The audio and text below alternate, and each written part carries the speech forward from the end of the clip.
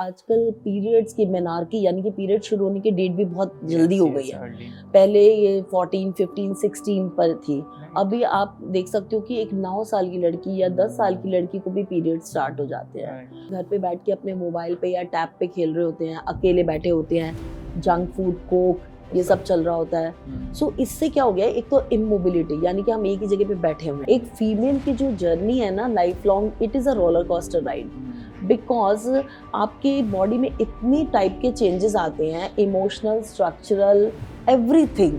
Postpartum भी बात करें, प्रेगनेंसी के बाद वाला जो फेज है, आप लो फील करते हैं, आप डिप्रेसिव हैं। डिलीवरी के बाद एक लेडी को डिप्रेशन किस चीज का होता है, ज्यादातर they are more concern about their babies.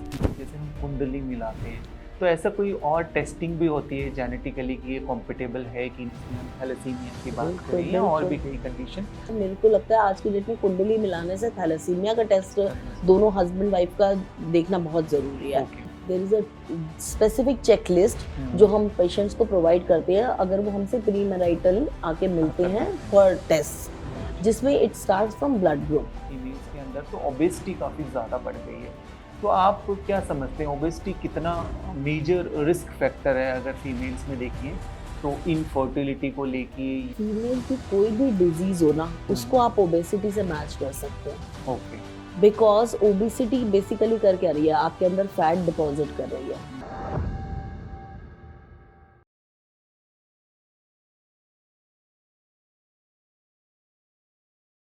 नमस्कार।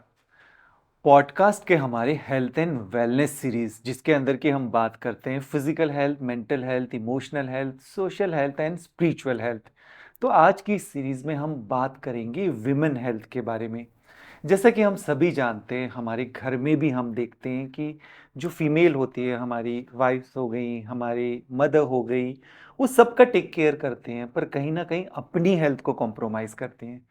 तो किस तरह की हेल्थ इश्यूज होती हैं फीमेल्स में, विमेन में, और उसका क्या सलूशन है, कैसे उनको फिक्स किया जा सकता है? इन्हीं सब पे बात करने के लिए आज हमारे बीच में है डॉक्टर मनी कपूर, जो कि एक गायनेकोलॉजिस्ट हैं और जिनको 20 साल से भी ज़्यादा इस फील्ड में एक्सपीरियंस है।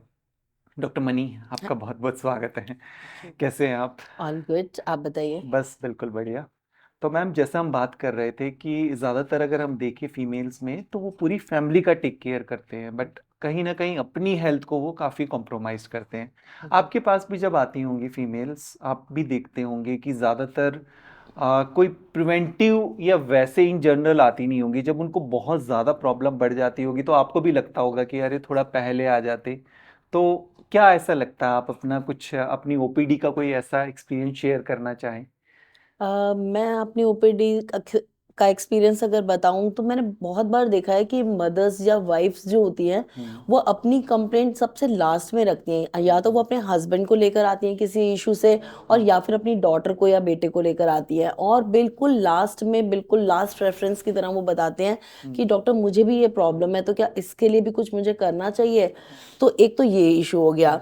दूसरा इशू है कि अगर हमने किसी भी पेशेंट को एक माइनर सी सर्जरी भी बोली किसी चीज के लिए, लाइक सपोज डीएनसी या कोई भी छोटा प्रोसीजर भी बोला, तो वो लेडी सबसे पहले ये देखेगी कि मेरे बच्चों के एग्जाम्स कब है, मेरे हस्बैंड की छुट्टी कब है, या मैं कब फ्री हूँ, मुझे स्कूल का कोई काम, मेरे ऑफिस का कोई वर्क पेंडिंग तो नहीं है। मतलब health is on the last priority in a ladies list.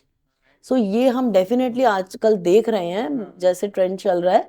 और मैं सबको ये समझाने की कोशिश करती हूँ कि पुट योरसेल्फ फर्स्ट, क्योंकि अगर आप फैमिली का एटलस हो, अगर आप अपनी जगह पे सही हो तो पूरी फैमिली सही रहेगी। सो इसलिए you have to take care of yourself at priority. बिल्कुल बिल्कुल मैम, ऐसा अक्सर होता है। पर अगर ये बात करें आज की नहीं, ये तो पहले से भी आई थिंक ये वाला ट्रेंड अभी भी चेंज नहीं हुआ, खास तौर पे अगर हम विमेन हेल्थ को लेकर बात करें। दूसरा, अगर हम देखते हैं कि अगर विमेन हेल्थ की ओवरऑल हम बात करें, प्यूबर्टी से लेके और बाद तक, आपका पोस्टपार्टम से लेके प्रेगनेंसी के बाद या फिर मेनोपॉज के बाद भी, तो एक डिफरेंट डिफरेंट फेजेस से विमेन जाती हैं। पर वो कई बार उस चीज को समझ नहीं पाती है कि हो क्या रहा है। तो ऐसा क्या क्या होता है मेन चीजें जिनको वो समझ पाए कि ये मेरे इस फेज की वजह से है, ये हार्मोनल चेंजेस है। तो कई बार वो इस तरह के मूड स्विंग होते हैं, और उससे ओवरऑल अगर हम बात करें तो वो खुद तो डिस्टर्ब होते हैं, बट हाँ ओवरऑल फैमिली भी डिस्टर्ब होती है, तो उसके बारे में थोड़ा सा अगर आप सिंप्लीफाई करके बता। बिल्कुल, ये बहुत ही वैलिड क्वेश्चन है। हम्म, और देखिए, ऐसा होता है कि अनलाइक मेल, एक हम्म, फीमेल की जो जर्नी है ना, life long it is a roller coaster ride. Hmm, because आपके बॉडी में इतनी टाइप के चेंजेस आते हैं, इमोशनल, स्ट्रक्चरल, एवरीथिंग।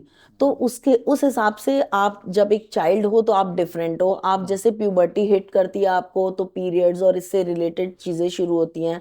साथ में इतनी क्यूरोसिटीज होती हैं दिमाग में कि पता नहीं ये सही है कि नहीं, ये सही है कि नहीं, should I C a gynaecologist. और हमारी इंडियन सोसाइटी ऐसी है कि शायद पेरेंट्स के साथ बच्चे इतना जेल करते भी नहीं है। तो जो अपने फ्रेंड्स वगैरह हैं या क्लासमेट्स हैं, उनसे जो भी आधी अधूरी नॉलेज मिलती है, तो वो उसी को सही मान के आगे बढ़ते रहते हैं। सो यहाँ पर एक बहुत बड़ा लैक्यूना आ जाता है, क्योंकि हमारी फैमिलीज में इतनी ओपननेस नहीं है कि हम बच्चों को पीरियड्स रिलेटेड या सेक्स रिलेटेड प्रॉब्लम्स के बारे में क्लियरली या ओपनली बात करें। देन उसके बाद जैसे रिप्रोडक्टिव फेज में आप एंटर करते हो, तो आपको प्रेगनेंसी के बारे में, यहाँ पर हमारे यहाँ कोई ऐसी प्रीनेटल क्लासेस या एक्सरसाइजेस या ऐसी नॉलेज का कोई सोर्स नहीं है जिसमें कि हम एक प्रेग्नेंट लेडी को, जो फर्स्ट टाइम प्रेग्नेंट है, उसे समझा सके कि आपके बॉडी में क्या स्ट्रक्चरल चेंजेस आ रहे हैं, क्या हार्मोनल चेंजेस आ रहे हैं आपको।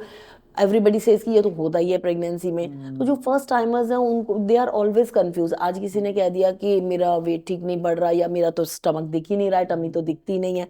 सो they are like concerned about various unnecessary things, apart from all basic things जो उन्हें पता ही नहीं है।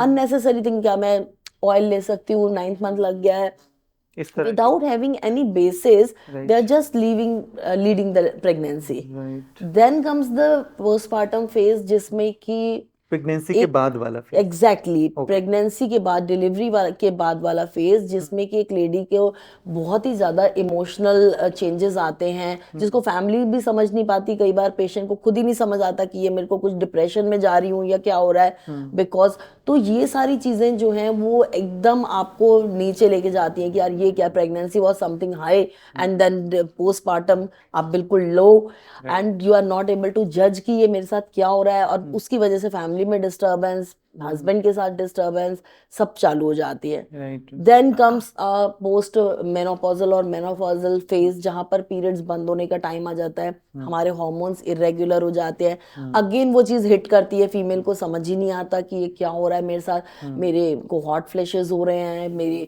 अनइजीनेस हो रही है, मेरे को सांस चढ़ रहा है, सेक्सुअल अर्ज खत्म हो रही है। तो बहुत तरह के कॉन्फ्लिक्ट्स और बहुत तरीके की चीजें आती हैं, इमोशनल टर्मोइल्स आ रहे होते हैं। राइट। सो एक फीमेल की जो हेल्थ है उस पे इन सब चीजों का अलग अलग लेवल पे बहुत डिफरेंट फर्क डिफरेंट पड़ता है। डिफरेंट इफेक्ट आता so as a doctor and as lay man, हमको सारे फीचर्स पता होने चाहिए, हमें सारी चीजें पता होनी चाहिए कि इस फेज में हमें ये चैलेंजेस हो सकते हैं, इस फेज में हमें ये चैलेंजेस हो सकते हैं। Then only you can come out of it, और you can ask others for help. Right ma'am. तो जैसे मैम आपने बात की कि अगर हम पोस्टपार्टम भी बात करें, प्रेगनेंसी के बाद वाला जो फेज बिल्कुल है, तो उसमें आप की मूड स्विंग काफ़ी ज़्यादा है, आप लो फील करते हैं, आप डिप्रेसिव हैं। और ऐसा ही अगर आप मेनोपॉजल के बाद की भी बात करें कि उस टाइम भी आपको इस तरह के सिम्टम्स होते हैं।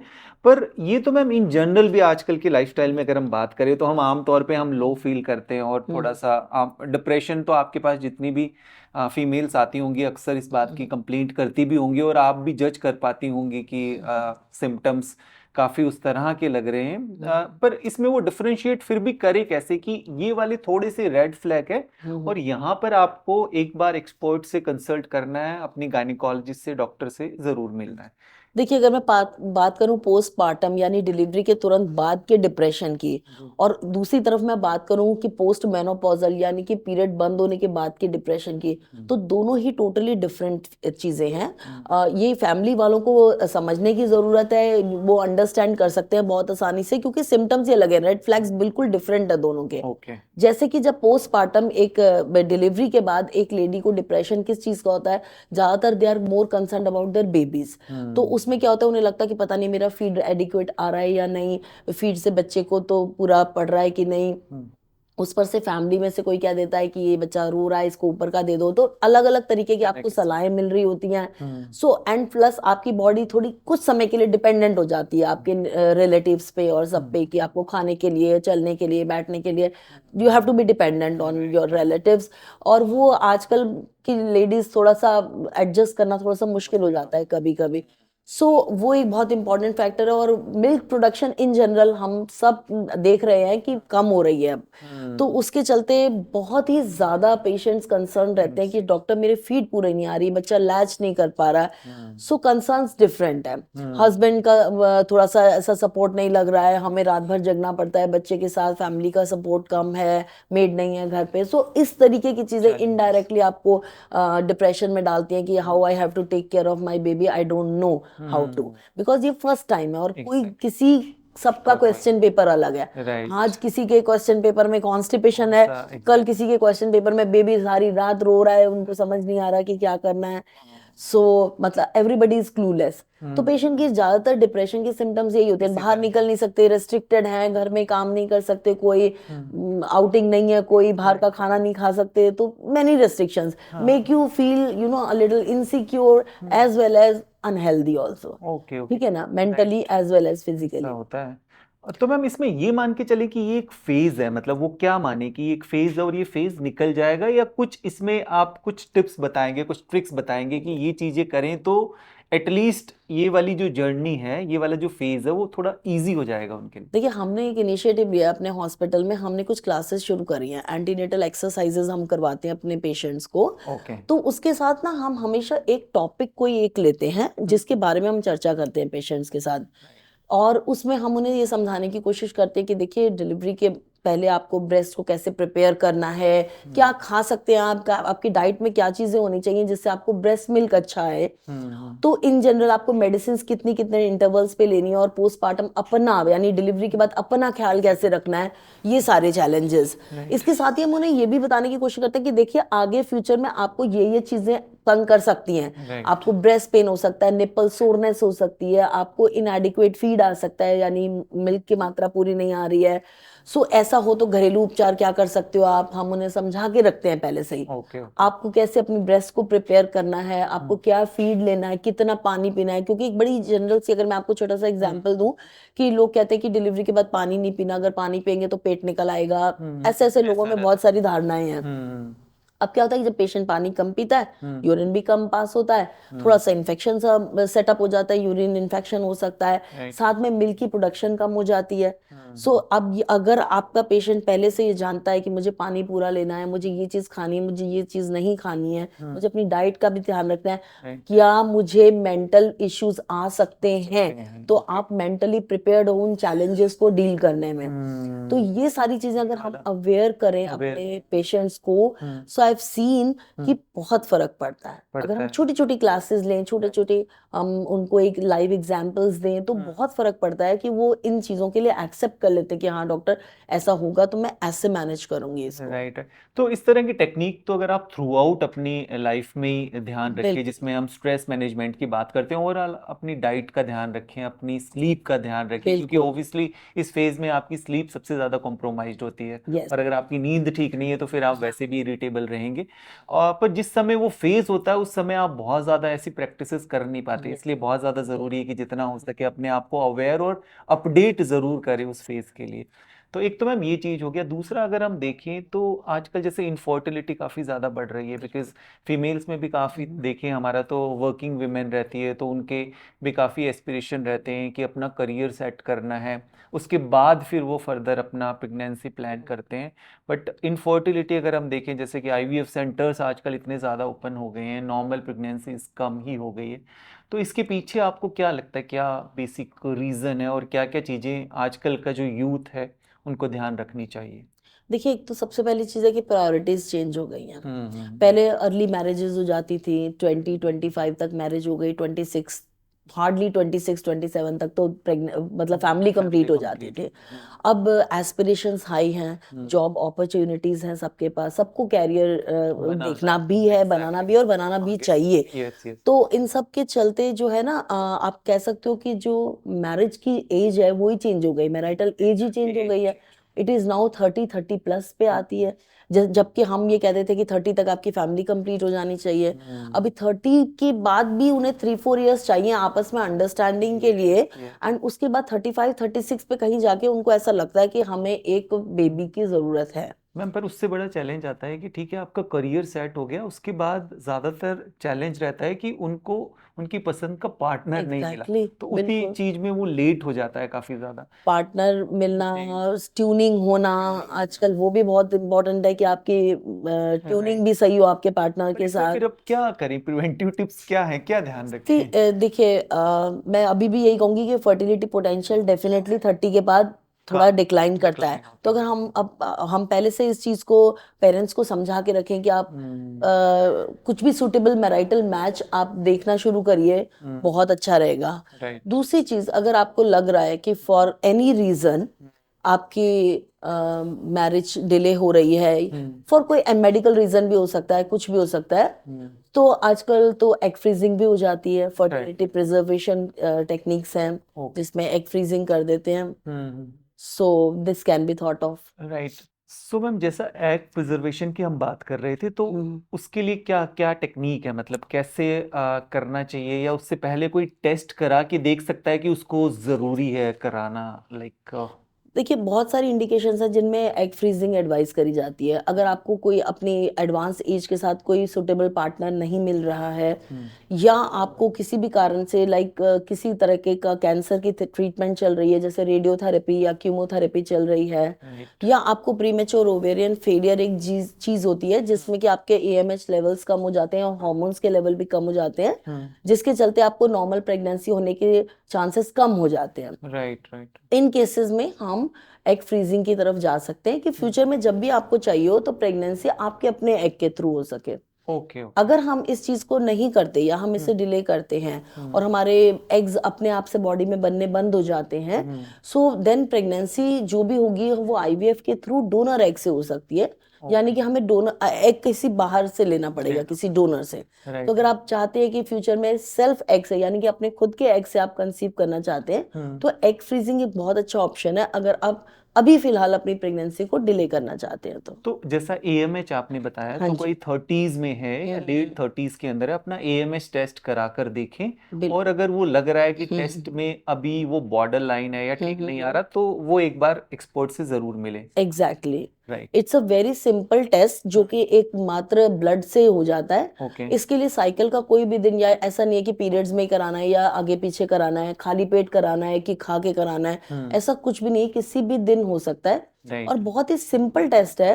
एक ब्लड प्रिक से आपको पता चल जाता है कि आपका फर्टिलिटी पोटेंशियल कितना है, ऑलराइट। और उसके हिसाब से आप अपना ट्रीटमेंट खुद ही मतलब गाइड कर सकते हो गाइड अपने कर आप को सकते कि हैं। आपको क्या करना है। राइट। तो जैसा हम बात कर रहे थे कि आजकल मैरिजेस की जो एज है वो भी काफ़ी ज़्यादा बढ़ गई है, वो एक बड़ा रीज़न है इसमें। जो हम पार्टनर की बात कर रहे थे कि जैसे हम कुंडली मिलाते हैं, तो ऐसा कोई और टेस्टिंग भी होती है जेनेटिकली कि ये कॉम्पिटेबल है कि नहीं? जैसा आजकल हम देखते हैं कि कई चीज़ें ऐसी होती हैं जेनेटिकली जो डिजीज़ रहती हैं, जिसमें हम थैलेसीमिया की बात बिल्कुल, करें या और भी कई कंडीशन। तो अगर आप ऐसा प्लान कर रहे हैं शादी का, तो उसमें कुछ ऐसे टेस्ट हैं, अगर करा लें तो बेहतर है। देखिए, ऐसा है कि हम अब एक there is a specific checklist जो हम पेशेंट्स को प्रोवाइड करते हैं अगर वो हमसे प्री मैरिटल आके मिलते हैं फॉर टेस्ट, जिसमें it starts from blood group. क्योंकि अगर फीमेल का ब्लड ग्रुप नेगेटिव है और मेल का ब्लड ग्रुप पॉजिटिव है तो थोड़ा कॉम्प्लिकेटेड रहता है। ऐसा नहीं कि वो मैरिज नहीं कर सकते या कंसीव नहीं कर सकते, but doctor has to be careful कि आगे उनका लाइन ऑफ एक्शन क्या रहा है ड्यूरिंग प्रेगनेंसी। देन उसके बाद आते हैं आपके थैलेसीमिया का टेस्ट, जो कि बहुत ही इंपॉर्टेंट है। मेरे को लगता है आज की डेट में कुंडली मिलाने से थैलेसीमिया का टेस्ट दोनों हस्बैंड वाइफ का देखना बहुत जरूरी है। जिसमें अगर आप देखें वाइफ कैरियर है और हस्बैंड भी कैरियर है, तो देयर आर चांसेस कि बच्चा जो होगा वो थैलेसीमिया मेजर होता है, जो कि एक बहुत बड़ी चीज है जिसमें हर महीने बच्चे को ब्लड चढ़ाना पड़ता है। इवेंचुअली इन बच्चों की एज भी ज्यादा नहीं रहती, तो इसलिए ये चीज बहुत जरूरी है कि आप थैलेसीमिया, इसका एक बड़ा सिंपल सा ब्लड टेस्ट होता है जिसको HPLC या HB इलेक्ट्रोफोरेसिस बोला जाता है। ओके। तो ये कराना बहुत जरूरी है आज की डेट में, ये देखने के लिए कि आपका थैलेसीमिया दोनों को ना हो। एक पार्टनर को होगा तो कोई इश्यू इशू नहीं है। ओके ओके, तो शादी से ये पहले और इसके अलावा भी कोई इसके अलावा मुझे ऐसा लगता है कि वायरल मार्कर्स भी होने चाहिए, बिकॉज आपको नहीं पता कि क्या प्रीवियस एक्सपोजर कैसा रहा है दोनों में से किसी भी पार्टनर का। तो HIV, HbSAg, VDRL और HCV, ये 4 वायरल मार्कर्स हैं जिनको कि सिंपल ब्लड टेस्ट से करा जा सकता है, राइट। और हम ये पता लगा सकते हैं कि दोनों में से किसी को भी किसी तरीके का वायरल डिजीज तो नहीं है, वायरल लोड तो नहीं है बिल्कुल जो कि सेक्सुअली ट्रांसमिट हो सकता हो है। सकता है, राइट। तो जैसे डॉक्टर मनी ने बताया कि जैसे हम कुंडली मिलाते हैं, तो ऐसे कुछ आप जब भी प्लान कर रहे हैं शादी का, तो कुछ टेस्ट होते हैं, सर्टेन टेस्ट, जैसा बताया मैडम ने कि एक अपना ब्लड ग्रुप, सिंपल सा एक ही ब्लड सैंपल में आप ये सभी टेस्ट करा सकते हैं ब्लड ग्रुप के साथ। उसी के अंदर एक HB इलेक्ट्रोफोरेसिस टेस्ट होगा और साथ के साथ आपके वायरल मार्कर, जिसमें hepatitis B, hepatitis C, HIV और VDRL टेस्ट। तो मैम इसके अलावा जैसा हम बात कर रहे हैं कि आजकल हम खास तौर पे देख रहे हैं कि जिस तरह की लाइफस्टाइल है उसके अंदर स्ट्रेस लेवल काफ़ी ज़्यादा बढ़ गया है, हमारी स्लीप भी काफ़ी कॉम्प्रोमाइज्ड है, और ख़ास तौर पे अगर हम देखें फीमेल्स के अंदर तो ओबेसिटी काफ़ी ज़्यादा बढ़ गई है। तो आप क्या समझते हैं ओबेसिटी कितना मेजर रिस्क फैक्टर है अगर फीमेल्स में देखें तो इनफर्टिलिटी को लेके, या और फर्दर उनको लाइफस्टाइल डिजीज़ होने की जो पॉसिबिलिटीज़ है, जैसा हम फीमेल्स में ऑस्टियोपोरोसिस भी बहुत कॉमन देखते हैं, तो उसमें आप क्या सजेस्ट करेंगी फीमेल्स को? देखिए, फीमेल की कोई भी डिजीज हो ना, उसको आप ओबेसिटी से मैच कर सकते हैं, ओके। बिकॉज ओबेसिटी बेसिकली कर क्या रही है, आपके अंदर फैट डिपॉजिट कर रही है, और फैट की वजह से हमारे हॉर्मोन्स बढ़ रहे हैं, यानी कि फैट जो है वो मेटाबोलाइज होके मेल हार्मोन बन रहा है। ओके। एक फीमेल के अंदर अगर एक मेल हार्मोन बन रहा है, तो आप सोचिए हार्मोनल डिस्टरबेंस कितना ज्यादा होगा। इसका मतलब ये हुआ कि ओबेसिटी से आपको पीरियड इरेगुलर, इनफर्टिलिटी, PCOD, ऐसी कोई कोई फीमेल की डिजीज नहीं है, इवन एंडोमेट्रियल कैंसर, ओके। यानी कि यूट्रस का कैंसर या ओवरीज का कैंसर, कोई भी चीज के लिए एक बहुत मेजर फैक्टर ओबेसिटी हो सकता है। राइट। तो मैम इसमें एक चीज़ है, जैसे आप क्या ऐसे टेस्ट रिकमेंड करेंगे कि जिसमें हम डायग्नोस्ट कर सकें, अर्ली इंटरवेंशन कर सकें? ज़्यादातर जैसे फीमेल्स में भी देखते हैं कॉमन थायराइड बहुत ही कॉमन रहता है, इसके अलावा अगर देखें तो इंसुलिन रेजिस्टेंस भी काफ़ी बिल्कुल। ज़्यादा कॉमन है। तो ऐसे क्या टेस्ट आप रिकमेंड करते हैं जिसमें उनकी न्यूट्रिशनल डेफिशिएंसीज का पता चल जाए, उनकी हार्मोनल हेल्थ क्योंकि सबसे ज़्यादा डिटोरिएट होती है, तो ऐसे क्या क्या करा सकते हैं टेस्ट? जैसे थायराइड तो कॉमनली आजकल सभी को पता है, तो इसमें आप क्या क्या रिकमेंड करेंगे जो as a preventive health checkup वो करा सकें? As a preventive health checkup मैं कहूंगी कि it should start with a complete haemogram, जिसमें कि उनका हीमोग्लोबिन, ESR, जो कि किसी भी मेजर डिजीज के एक पैरामीटर है, वो पता चल सकता है। दूसरी चीज प्लेटलेट काउंट्स पता चल सकते हैं, जिससे उनकी ब्लड की क्लॉटिंग के फैक्टर्स के बारे में पता चल सकता है। उसके बाद थायराइड तो आपने बता ही दिया कि करा सकते हैं। ब्लड शुगर जो कि बहुत इंपॉर्टेंट है, और आजकल ओबेसिटी के साथ डायबिटीज के इंसिडेंस अर्ली एजेस में भी हो रहे हैं। ऐसा नहीं कि अब डायबिटीज एक ऐसी डिजीज है जो 40s या 50s में होती है, यंग पेशेंट्स भी बहुत आ रहे हैं डायबिटीज के साथ।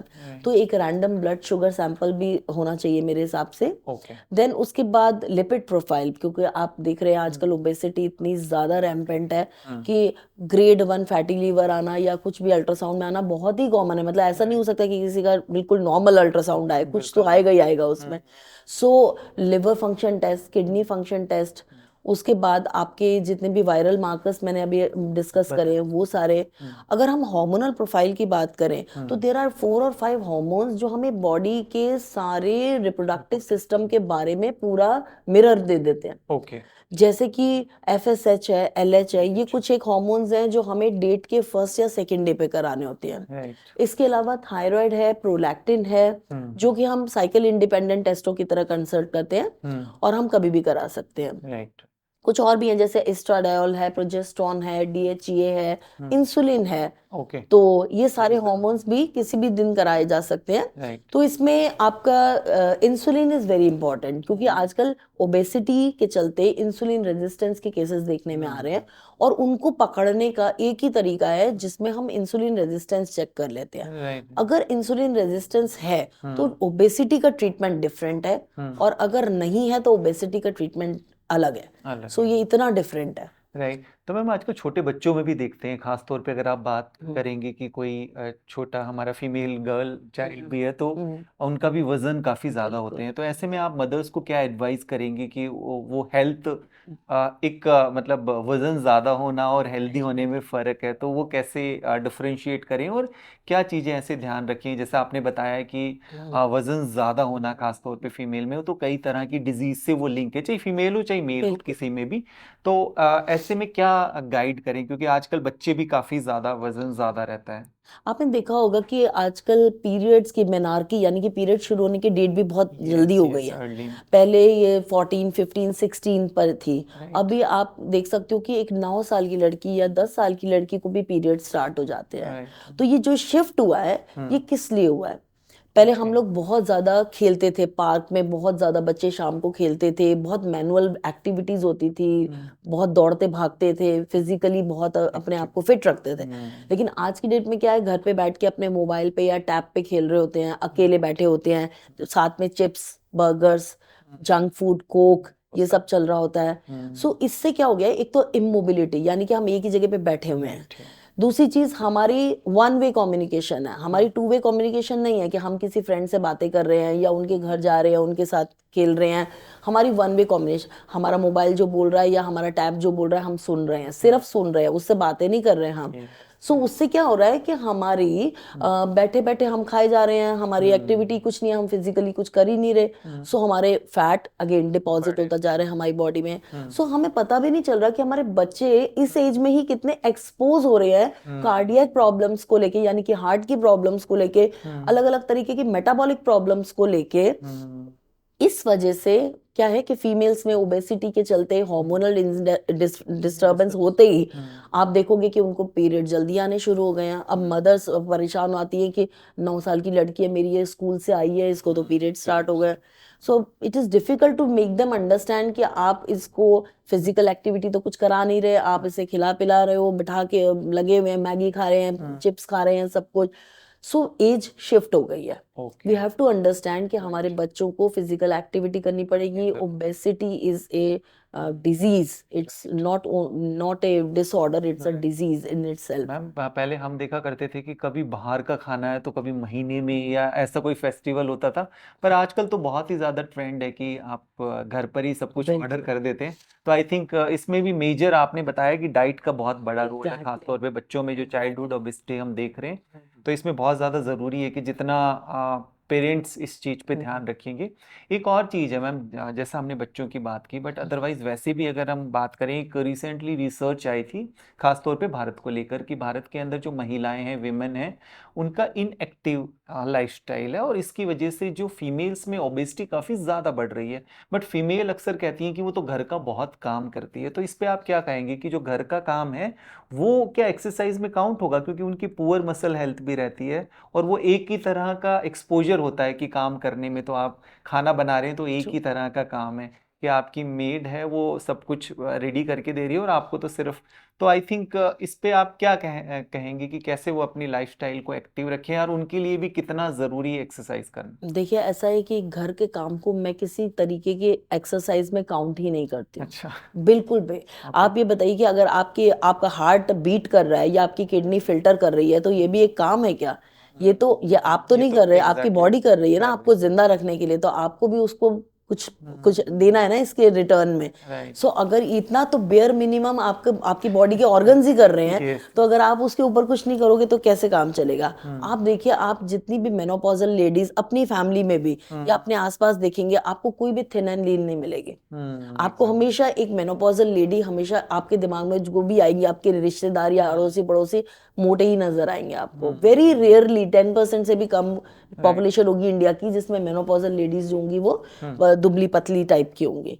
उसका रीजन है कि देखिए जैसे जैसे हमारे मेनोपॉज की तरफ हम जाते हैं, हमारी ना तो उस प्लेट्यू सा आ जाता है हमारी बॉडी में, जिसके चलते हम किसी भी एक्सरसाइज के लिए रिफ्रैक्टरी हो जाते हैं। सो अगर हम उसको उस टाइम शुरू करें, उससे बेटर है कि हम अर्ली स्टेजेस में ही शुरू करें। हमको एज अर्ली एज आप कह सकते हो एडल्टहुड चाइल्डहुड हमें एक्सरसाइजेस वगैरह पे आ जाना चाहिए, राइट। जो कि हमारे यहाँ ऐसा एक्सपोजर ही नहीं है लेडीज को। उन्हें लगता है हमने पूरे घर का काम किया तो हमने बहुत बड़ा काम किया। एक्चुअली में आजकल पूरे घर का काम करने जैसा कुछ है ही नहीं। आपको कपड़े नहीं धोने होते, आपको सिर्फ मशीन में डालने होते हैं कपड़े। फिर उसके बाद आप पहले तो लेडीज कितना कुछ करती थी, आफ्टरनून में अचार बनाते थे और सेवई बनाते थे और पता नहीं मुरब्बे बनते थे और कुछ ना कुछ फिजिकल एक्टिविटी होती रहती थी, खेतों में जाते थे, इतना काम करते थे। कितना नॉर्मल डिलीवरीज होती थी उस टाइम पर, आज उसकी 10% भी नहीं होती। राइट। हमने अपनी पेल्विस को ही एंड्रॉयड कर लिया। हम डाइनिंग टेबल पे बैठ के खाते हैं, पहले हम नीचे बैठ के खाते थे। हम इंडियन टॉयलेट यूज करते थे, अभी हम इंग्लिश टॉयलेट पे आ गए हैं, वेस्टर्न टॉयलेट पे। तो आप ये बताइए, हमारे किचन्स पहले नीचे होते थे जिसमें हम चूल्हे पे खाना बनाते थे, अब हमारी स्टैंडिंग किचन्स है। सो इन सब के चलते हमारी पेल्विस में भी चेंजेस आ गए हैं। As a result not only we are more prone towards going for a C section delivery, जिसको कि ऑपरेशन से डिलीवरी बोलते हैं, बल्कि हमें वो जो वेट गेन होता है उस दौरान या उससे पहले, उसे हम मेनोपॉज तक खत्म ही नहीं कर पाते। और मेनोपॉज होते ही हार्मोनल जो भी हमारे बॉडी में टर्मोइल आता है, उसके चलते हमारा वेट गेन और एडिशनल होता चला जाता है। ओके ओके, तो एक्सरसाइज जरूरी है। एक्सरसाइज हर स्टेज में जरूरी है, even during pregnancy, after pregnancy, before menopause, after menopause, everywhere. तो किस तरह की एक्सरसाइज उनको करनी चाहिए? योगा वगैरह करना चाहिए, डांसिंग वगैरह करनी चाहिए, जुम्बा, क्या करना चाहिए? मतलब क्या देखिए, बेटर है या yoga is more for mental health. Okay. Exercising like Zumba या कोई भी फिजिकल या कुछ थोड़ा भी आप वेट बेयरिंग कर रहे हैं, वो आपकी मस्कुलर हेल्थ के लिए है, मेंटल हेल्थ ना होके फिजिकल हेल्थ के लिए। दोनों चीजों की अपनी इंपॉर्टेंस है। आजकल स्ट्रेस इतना है लाइफ में कि अगर आप योगा मेडिटेशन के लिए भी टाइम निकाल रहे हो, आधा घंटा 1 घंटा अपने शेड्यूल के हिसाब से, तो which is good, more than enough. But physical strengthening बहुत इंपॉर्टेंट है। राइट। आप ये रियलाइज करोगे कि आप हफ्ते में 1 या 2 बार बाहर जरूर खाना खाते हो और वो अनअवॉइडेबल है। सेम वे मैं अपने पेशेंट को समझाती हूँ कि आप अगर रोज एक्सरसाइज करोगे तो उसको भी ऐसे ही बना लो ना कि अनअवॉइडेबल है, it has to, your day has to start from that only. और अगर आपकी कुछ ऐसी शिफ्ट्स हैं जिसमें कि आपको बहुत अर्ली जाना पड़ता है ऑफिस या कोई, तो शाम का टाइम निकालिए। और बेसिकली अगर कुछ भी नहीं कर सकते तो एक ट्रेडमिल या एक स्टैटिक साइकिल तो हम कोई भी ले सकता है, जिसको कि आप घर पे आधा घंटा 1 घंटा। घर पे ट्रेडमिल पे तो हमेशा कपड़े ही सूखते हैं, आई थिंक बाहर तो निकलना ही पड़ेगा एक्सरसाइज करने के लिए। हाँ, एक चीज और पूछना था मैम, इसमें ज्यादातर बात करते हैं हम फीमेल्स की, अगर उनसे बात भी करें, जैसे हमारे पास भी टेस्ट कराने आते हैं तो उनसे पूछते हैं अगर हिस्ट्री, तो वजन जैसे ज्यादा रहता है, पर वो कहते हैं कि हम खाते तो कुछ भी नहीं है, पता नहीं वजन क्यों बढ़ रहा है। तो कई बार कुछ हार्मोनल चैलेंज भी हो सकता है ऐसा, तो जिनका वजन बढ़ रहा है और बहुत ज्यादा डाइटरी ऐसा कुछ नहीं है कि वो बहुत बाहर का खाती हैं, जंक खाती हैं, तो उसमें कैसे उसको रूल आउट कर सकते हैं कि वो वजन बढ़ने का क्या कारण है? देखिए, मेरे हिसाब से मैंने हर पेशेंट को ये समझाती हूँ कि ऐसा पॉसिबल ही नहीं है कि आप कुछ खाते नहीं हो और आपका वजन बढ़ रहा है। आप एक बताइए, एक टंकी है, उसके अंदर पानी भर रहा है, लेकिन अगर कोई आउटलेट है तो पानी निकल जाएगा, लेकिन अगर इनलेट भी है और आउटलेट भी है तो कैसे जस्टिफाई करते हो आप? अब लेडीज कई बार बोलती हैं कि हम कुछ भी नहीं खाते, हमारा शरीर फुला हुआ है, हमारा शरीर फुला हुआ है, बट ऐसा कुछ होता ही नहीं ना। हमारी बॉडी में फैट है, ये सब कुछ फैट है, कहीं से तो आया है। या तो आप कुछ भी नहीं खाते पूरे दिन में लेकिन आप 2 चॉकलेट खा लेते हो, या फिर आप ऐसा कुछ इनविजिबल फैटी चीजें ले रहे हो जो आपको खुद भी नहीं पता कि आपकी बॉडी में फैट कितना। कि 2 रस खा लिए थे, 4 बिस्किट खा लिए थे और चाय पी ली थी, मुझे लगता है उसी में इतनी कैलोरीज होती हैं। और वैसे भी बात करें कि ओवरऑल हमारा कार्बोहाइड्रेट इंटेक काफी ज्यादा हो जाता है। हमारा रिफाइंड कार्बोहाइड्रेट इंटेक इतना ज्यादा और इंडियन डाइट इतना ग्लूटेन है कि जो कि हमें डायबिटिक कैपिटल बना के बैठी हुई है वर्ल्ड का। हम क्यों नहीं मिलेट्स पे जाते, हम क्यों नहीं सुपर फूड्स पे जाते? क्योंकि हमारी स्टेपल डाइट है वीट। हम राइस वीट इससे ऊपर आते ही नहीं है। और अदरवाइज आप देखिए वेस्टर्न कंट्रीज में वो लोग कितना कॉफी पीते हैं, कितनी चॉकलेट्स खाते हैं, कितना उनके पास मैदा है, but still they work out. वो उनका लेवल ही अलग है। जो आप उनके अगर एक्सरसाइज वगैरह देखें तो उनका लेवल ही अलग है, और ये एक रूटीन है उनके यहाँ। लाइक आप जैसे स्कूल जा रहे हो ऐसे उन्हें जिम जाना है, मतलब they have to go to gym. पर मैम जैसे फास्ट भी करते हैं तो फास्ट में भी फास्ट का एक डिफरेंट खाना होता है। आपको इंडियन डाइट के फास्ट फूड क्या होता है? इंडियन डाइट का तो it is full of potatoes and oil, ghee, milk, everything. ठीक है, तो मुझे लगता है पोर्शन उनको कम करनी जरूरी है, एग्जैक्टली खा सकते हैं बट स्वीट इंटेक काफी ज्यादा बढ़ जाता है, मुझे लगता है वो काफी ज्यादा डेटोरिएट करता है और वजन बढ़ाता है। बट इसके अलावा भी कुछ चीजें रूल आउट कर सकते हैं, जैसे थायराइड में भी कई बार बिल्कुल। वेट आप गेन हम्म। करते हैं, तो वो भी टेस्ट करा कर एक बार चेक कर सकते हैं। इसके अलावा अगर देखें तो मैम फीमेल्स में काफी ज्यादा, जैसे स्ट्रेस तो खैर सभी को है, बट स्ट्रेस के साथ साथ उनकी स्लीप भी काफी डिप्राइव्ड रहती है, क्योंकि उनको खुद का भी ध्यान रखना है, वर्किंग वुमेन है तो उनकी प्रोफेशनल लाइफ करियर है, इसके अलावा बच्चों का भी टेक केयर करना है। तो वो कैसे उनकी नींद कॉम्प्रोमाइज्ड हो रही है, तो किस तरह से अपनी नींद का ध्यान रखें और अपनी स्लीप को कैसे रेगुलराइज करें, कैसे क्या आप उसमें टिप्स देंगे कि अगर आप एक वर्किंग वुमेन है तो? सी क्या होता है कि अगर आप वर्किंग वुमेन हो ना तो मेरे को एक रूल पता है कि you should ask for help.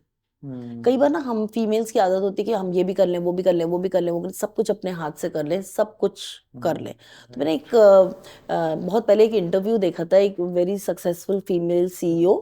तो उसकी बात मेरे जहन में घुस गई कि आप जो कुछ करना चाहते हो ना, एम्प्लॉय पीपल फॉर दैट।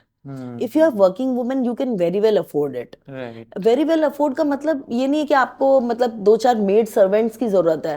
आप उस काम को ना प्रायोरिटाइज करिए कि आप किस तरीके से, आप क्या काम, अब अगर आपकी स्लीप जरूरी है, अब मेरे से ज्यादा स्लीप किसकी डिप्राइव्ड होगी? जब मैं रात को भी पेशेंट देखने जाती हूँ, दिन में भी पेशेंट देखने जाती हूँ, afternoon also I am quite busy, लेकिन समहाउ आपको अपने लिए टाइम निकाल के अपनी स्लीप को प्रायोरिटाइज करके कुछ एक घंटों के लिए भी अगर आप सो जाते हो, दैट इज फेयर इनफ। लेकिन आपको एक रूटीन बनाना है अपनी लाइफ का कि आपको ये करना है। Right.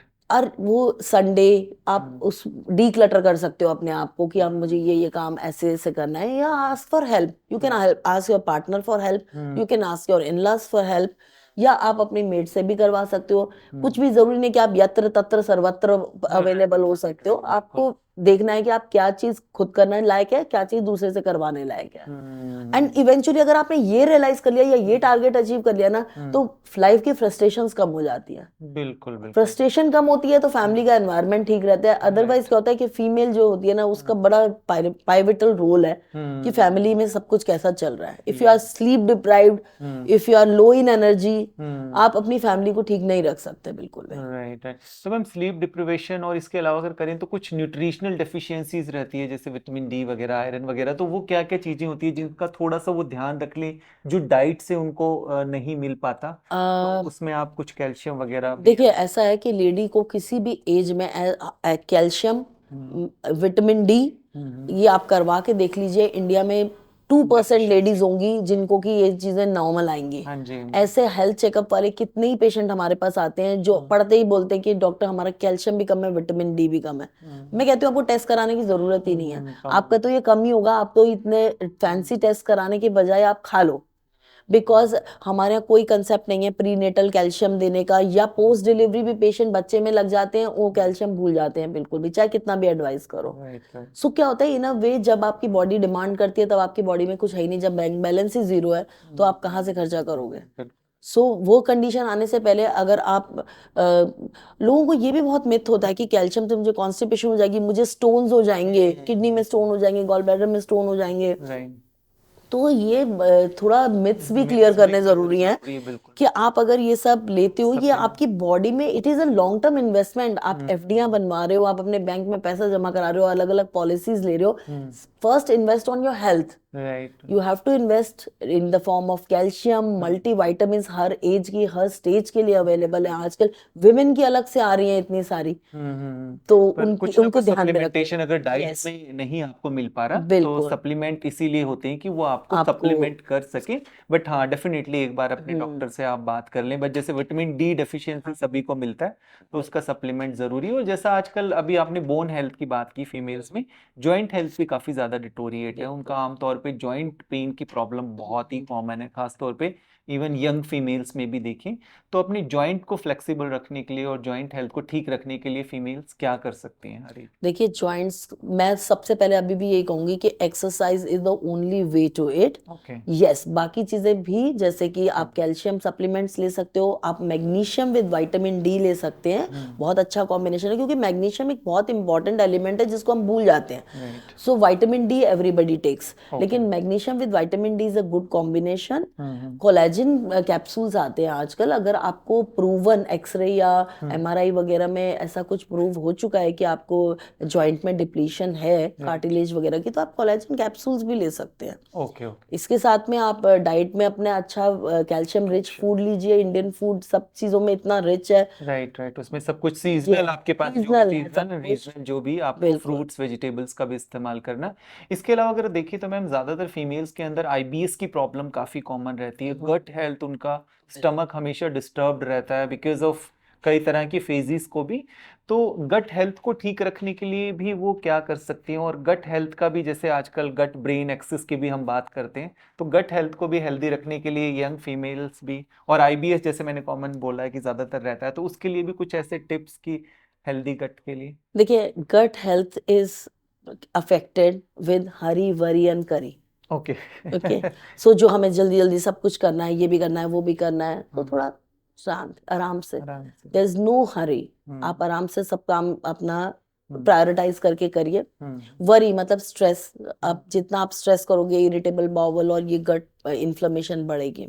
Okay. And curry means you have to avoid spicy Spicy food and you have to make the dietary changes as per your problem. Okay. जैसे कि अगर हम बात करें तो पीसीओडी में आजकल बहुत कॉमनली आपने सुना होगा कि बोलते हैं कि गट इन्फ्लेमेशन है, गट हेल्थ को देखना है। ये बड़ी बड़ी टर्मिनोलॉजीज आ गई हैं, बड़ी फेमस एक्ट्रेसेस भी बोल रहे हैं कि हमने अपना वेट रिड्यूस किया क्योंकि हमारा गट इन्फ्लेमेशन था, और वो उसको ठीक करने के बाद हमारा वेट लॉस हो गया। सो थ्रू आउट लाइफ में कुछ और ही डाइट ले रही थी और अब मैं कुछ और ही डाइट ले रही हूँ। सो बेसिकली क्या कर रहा है, हमें बहुत सिंपल भाषा में अगर मैं समझाने की कोशिश करूँ तो गट में हमारे जो फीमेल हॉर्मोन्स हैं वो मेटाबोलाइज होके गट से रिलीज हो रहे हैं। अगर हमारा गट अनहेल्दी है या हमारे गट में बैक्टीरिया जो होने चाहिए वो ना होके कुछ और हैं, तो वो हॉर्मोन्स हमारी बॉडी में रह रहे हैं और वो इन अ वे बैकफायर कर रहे हैं हमको, और हमारे को वो सिम्टम्स आ रहे हैं जो सपोज जैसे ईस्ट्रोजन हार्मोन है, कुछ हद तक गट के माइकोबैक्टीरिया या जो बैक्टीरिया गट में हमारे हेल्पफुल बैक्टीरिया है वो मेटाबोलाइज कर रहा है। लेकिन अगर हमारे गट में बैक्टीरिया ही नहीं है या किसी और तरीके का बैक्टीरिया है या कुछ गट में इन्फ्लेमेशन है जिसकी वजह से वो बैक्टीरिया काम ही नहीं कर रहा, सो वही हार्मोन हमें बैकफायर करता है और हमें इंसुलिन रेजिस्टेंस हो रही है, हमको पीसीओडी हो रहा है, और हमें अलग अलग तरीके के हमारे इम्यून सिस्टम में डिस्टर्बेंस आ रही है जिसकी वजह से ये सारा कुछ इन्फ्लेमेशन हो रही है। ये चीज है। बिल्कुल बिल्कुल। तो आपने बताया कि गट हेल्थ आपकी हार्मोन हेल्थ से भी लिंक्ड है, आपकी ओवरऑल मेंटल वेलबींग से भी लिंक्ड है, और इम्यूनिटी भी आपकी गट हेल्थ से लिंक्ड है। और जैसा हम बात करते हैं कि डोज जो हमारे डोपामीन है, सेरोटोनिन है, हमारी जो हैप्पी हार्मोन है, वो भी हमारी गट हेल्थ से लिंक्ड है। और आपने बिल्कुल सही बताया, हरी भरी करी। तो गट हेल्थ को ठीक रखने के लिए जितना हो सके हम बहुत ज्यादा हड़बड़ाहट में काम ना करें, बहुत ज्यादा मल्टीटास्किंग में ना जाए, और वरी जैसा आपने बताया कि स्ट्रेस मैनेजमेंट के लिए माइंडफुल एक्टिविटीज, कुछ ना कुछ स्ट्रेस आपका जो ब्रीदिंग एक्सरसाइज, योगा और ये सब कुछ कर सकते हैं। और करी की तो जैसा हमने बात की कि आपको जितना हो सके जंक फास्ट और जो भी चीज़ आपको एलर्जी कॉज कर रही है, वो किसी भी तरह के एलर्जेंस हो सकते हैं, उनको जाने पहचाने ताकि अपनी गट हेल्थ को ठीक रखें। और गट हेल्थ को ठीक रखेंगे तो ओवरऑल आपकी हेल्थ ठीक रहेगी। तो डॉक्टर मनी, आपने बहुत ही आसान शब्दों में आज सारी चीज़ें बताई विमेन हेल्थ को लेके। बहुत बहुत धन्यवाद, थैंक यू वेरी मच। तो ये थे डॉक्टर मनी कपूर, और जिन्होंने बताया कि कैसे हर एक एज में हमारी डिफरेंट डिफरेंट तरह के, खासतौर पे फीमेल्स में चैलेंजेस होते हैं, और उन चैलेंजेस को कैसे हम ओवरकम कर सकते हैं। Thank you very much.